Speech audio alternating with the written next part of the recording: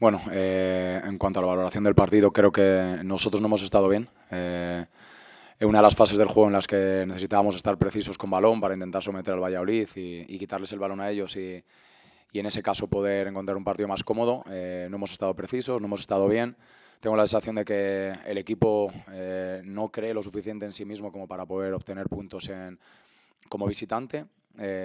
Hasta ahora tampoco estamos encontrando el mejor contexto. Bueno, es un buen reto para mí como entrenador, porque en casa la verdad que somos una versión totalmente distinta, un equipo dominador, aplastante, que somete al rival, y sin embargo fuera de casa parece que hasta que no recibimos un golpe no somos capaces de cambiar la dinámica de los partidos.